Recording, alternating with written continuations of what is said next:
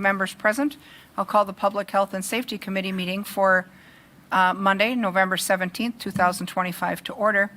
The first item on our agenda tonight, well, first, I guess let's check and see if anyone is here for public comment. No one is here for public comment, so we're good on that. The first action item on our agenda tonight is to consider the minutes of our previous meeting from October 20th, 2025, copies of which are in the packets. Did anyone note any revisions they needed for the minutes? If not, I'll take a motion to approve the minutes. Motion from Lukens, second from Watson. Further discussion? Seeing none, members in favor signify by saying aye. Aye. Aye, opposed? None are opposed. Minutes are approved. Item number 3 is a discussion and possible action on approval or denial of various license applications.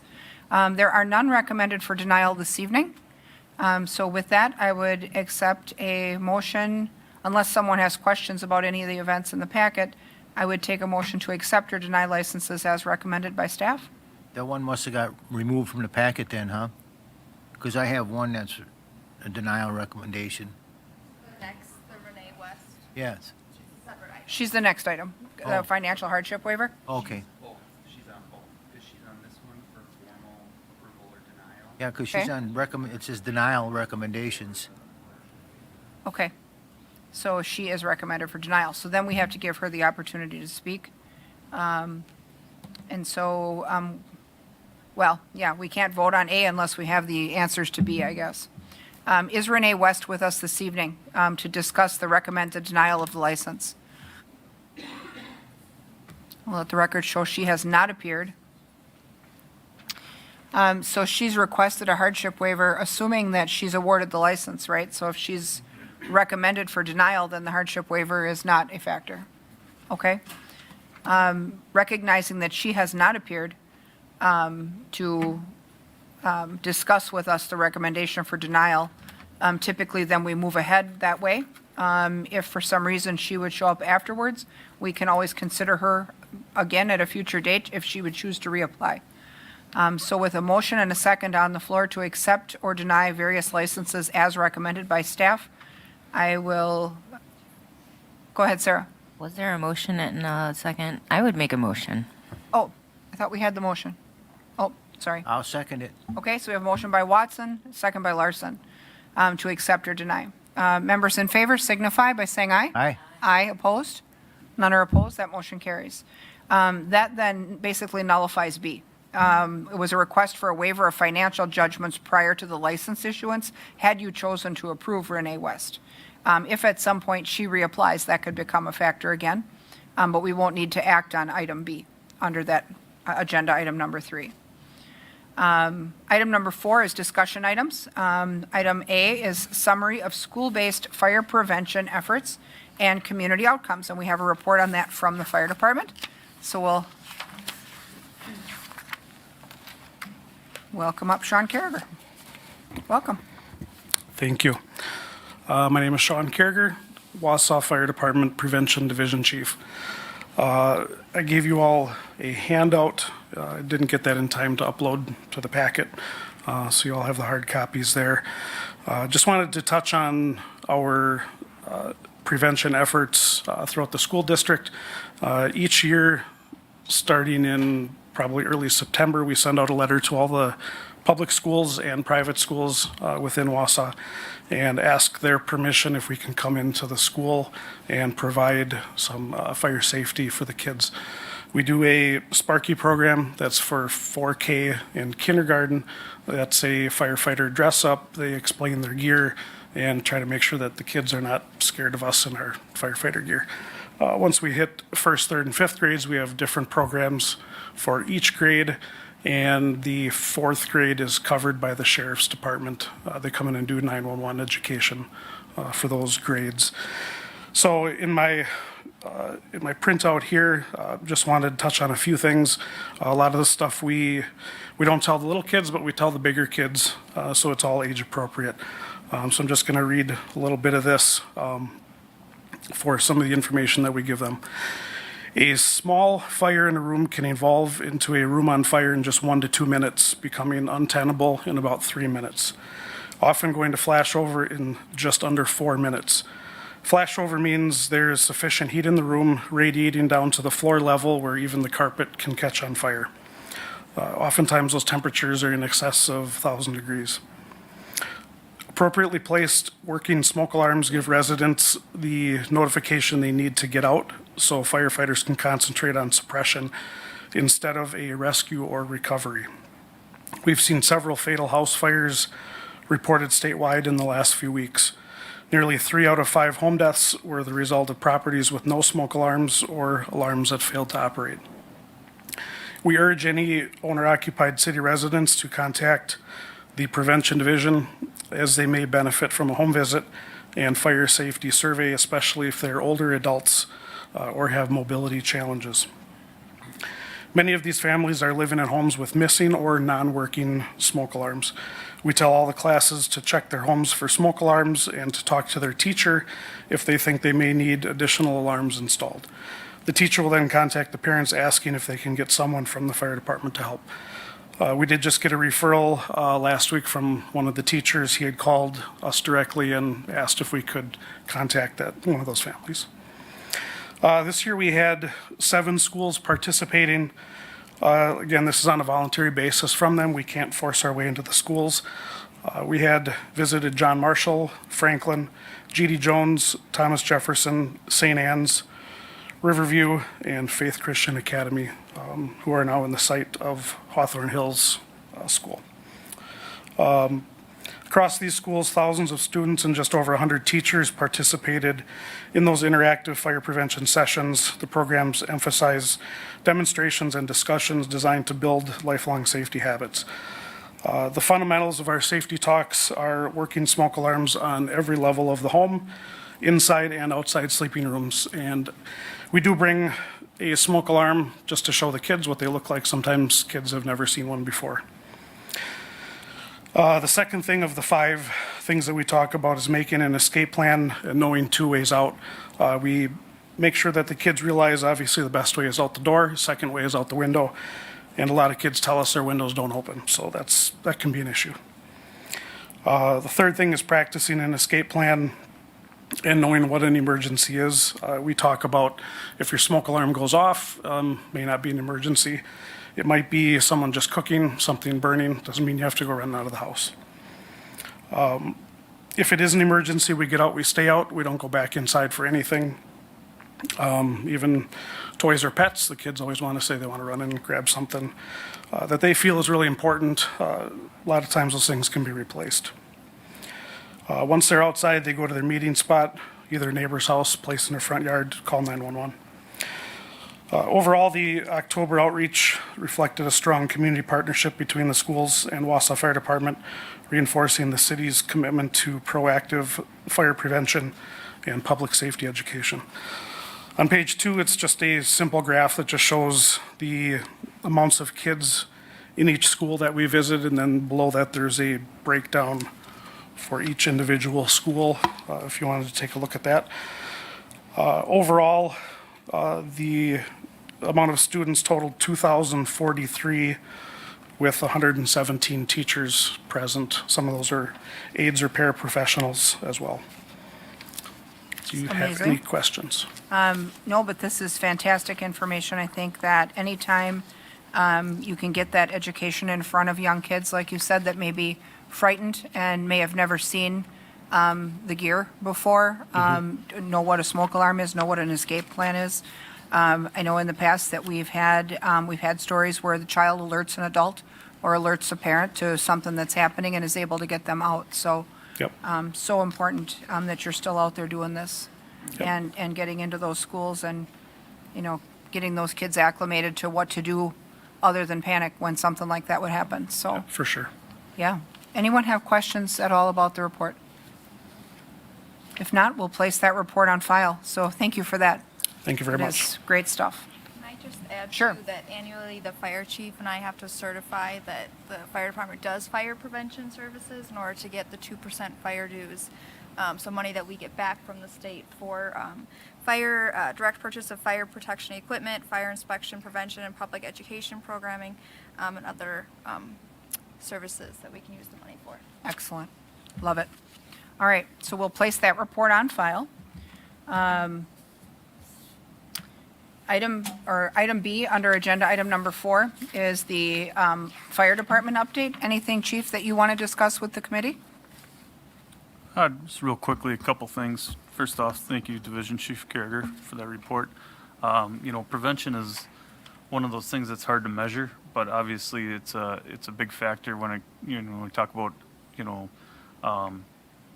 the use of prevention across the entire United States since the 70s, and how many fires or how many less fires we have because of it, and how safe our communities have become because of prevention. So I think it's a good idea to have him come and give a report every year after October. October's a pretty hectic month for the fire department, with all our different divisions working together to make sure we can get in and do our Sparky programs and talk to the schools and those things. So appreciate him coming in and giving that report tonight. And thank you, Caitlin, for touching base on the 2% dues. A couple things that I have real quickly is two of the things that have been on the docket has been the fill-in 2 managerial positions, the EMS division chief as well as the battalion chief. Both of those candidates were moved through Police and Fire Commission this morning.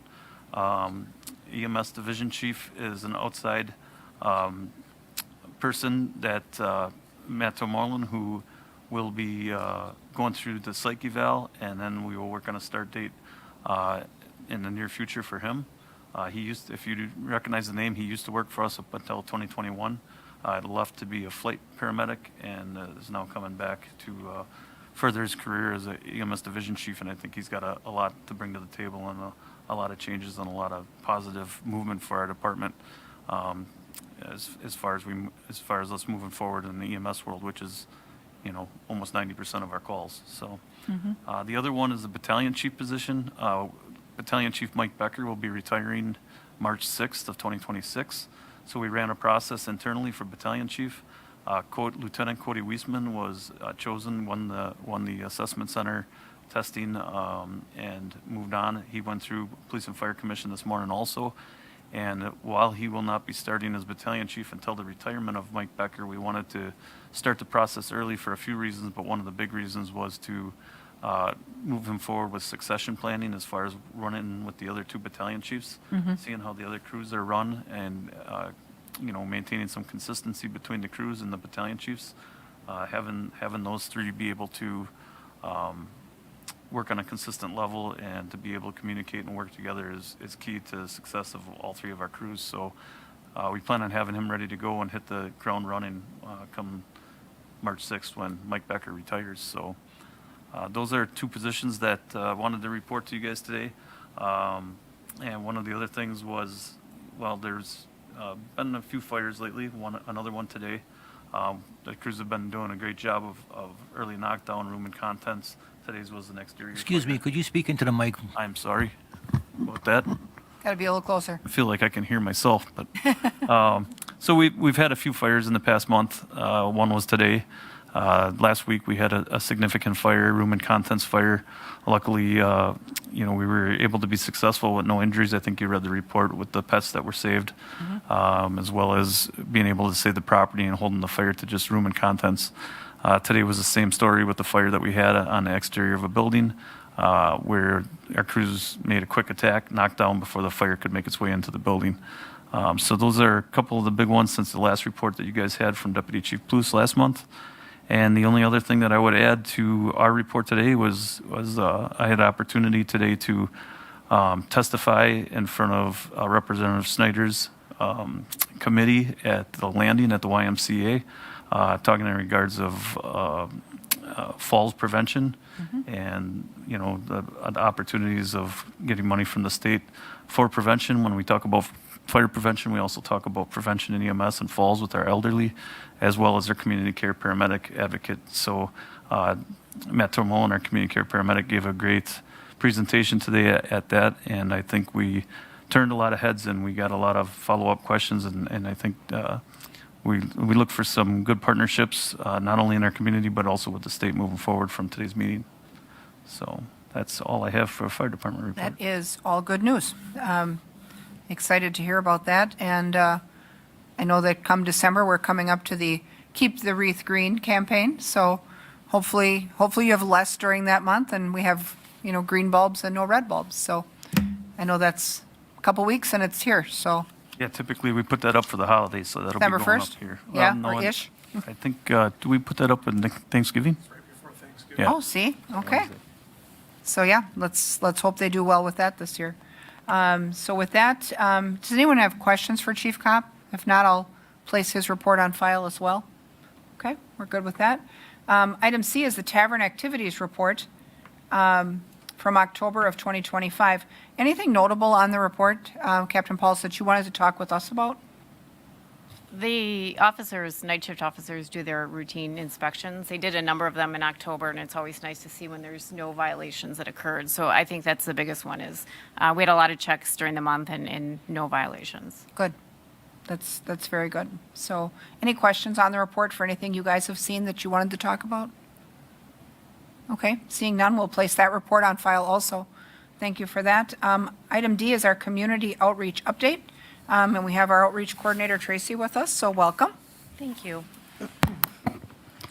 So the month of November is Hunger and Homelessness Awareness Month, and this week in particular marks Hunger and Homelessness Awareness Week. So really the efforts for this week are to serve as a reminder that homelessness, the problem of homelessness is a year-long, year-round battle, and we just call on people to come in and step in and help wherever they can. And so my goal today is to just highlight some of the data that I have from the shelter run by the police department, and just to kind of highlight the numbers since we opened May 1st. So we have seen 310 unduplicated people come through the shelter doors since May 1st. Which is pretty significant. Last month, we had 44 brand-new individuals enter the shelter to receive shelter services. We were able to successfully house 7 of those guests, and we are currently working really diligently on some of our elderly population that are in shelter and making sure that we can try to find them housing before it gets really cold. So just this week, we will likely successfully get 2 individuals that are one in her 70s, one in her 80s, out of shelter and into stable housing.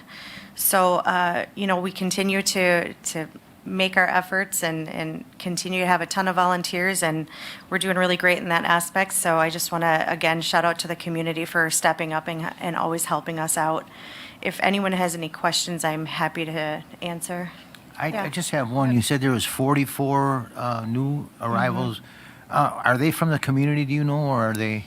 So, it's really hard for me to answer that because a lot of them are saying that they're a resident of Marathon County, but the question really becomes, were they born and raised a Marathon County resident? And I would say likely that the majority of them have not been born and raised in Wausau, but they've been here for a significant amount of time where they now consider this their residence. So we've seen a lot of people come from out of incarceration. There have been a fair amount of evictions this last month. People who are couch surfing and no longer able to stay with the people that they're with. So it's really been a wide variety of individuals that have come in. I guess the reason why I asked is just to see, because if surrounding communities were dropping people off in our community again, as we've Sure. talked about in the past. Well, I can tell you that I feel like there's been a little bit more collaboration in that regard from community to community. Just last night, actually, Officer Schulp from Cronenwetter contacted me about an individual that they were dealing with in Cronenwetter, and we made arrangements for me to meet with that person versus him just drop them off. So I verbalized that I really appreciated that outreach and that soft handoff, because it's things like that that help this move in a positive direction. And we've also had other counties, so Portage County, Langlade County have had representation here in the shelter helping volunteer, which I also think is really great to get the other communities and other counties involved in what we're doing so they can see with their own 2 eyes that there may be some people in our shelter that have come from their community and that this is not just a Marathon County issue. So we've had some luck with that too this last month. And So it's been really great. I think we just are going to continue to collaborate and get more education and more awareness out there. And I think that we're going to see a lot more of these soft handoffs and working together. Thank you. You're welcome. I guess I wanted to mention, it does help also, I think, for, just recently, again, the council sponsored another dinner over at the shelter. A number of us came to serve that meal and help with the intake that evening. I think it helps us to get acquainted with the shelter guests and get to know who they are. And really, I think the face of that demographic is somewhat changing. I was surprised at just the difference between the time we did it in July and the time we did it most recently. The number of people who were older. We had a few that had mobility issues. We had some that were out with nowhere to be with assistive devices that, we would have to go around to the back door and bring them in on a level surface rather than up the front steps and then utilize the elevator for them. So, there's a significant shift, I think, in the age of people who are losing their housing as well. So that was just something that we observed. And, I just thought it was such a valuable experience again for us to get to help with that and greet the guests when they came in. Provide that meal and, just know that, when they get there for the night, that is still a, safe and welcoming place for them. And I think the fact that we've got at least some collaboration from our neighboring communities, that's a huge plus. I mean, what a Yes. step forward.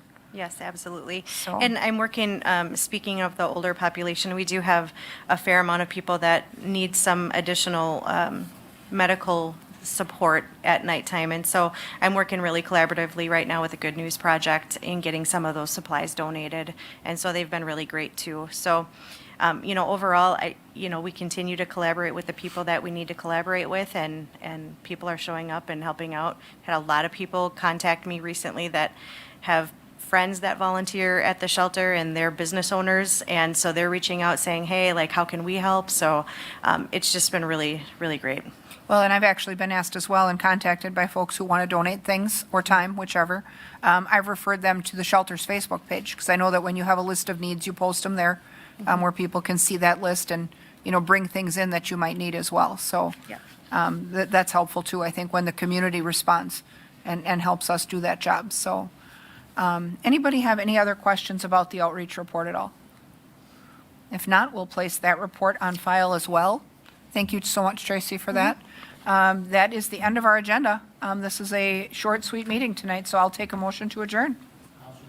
Motion from Larson. Is there a second? Second from Lukens. Members in favor signify by saying aye. Aye. Opposed? No one's ever opposed to adjournment. Thanks, everyone.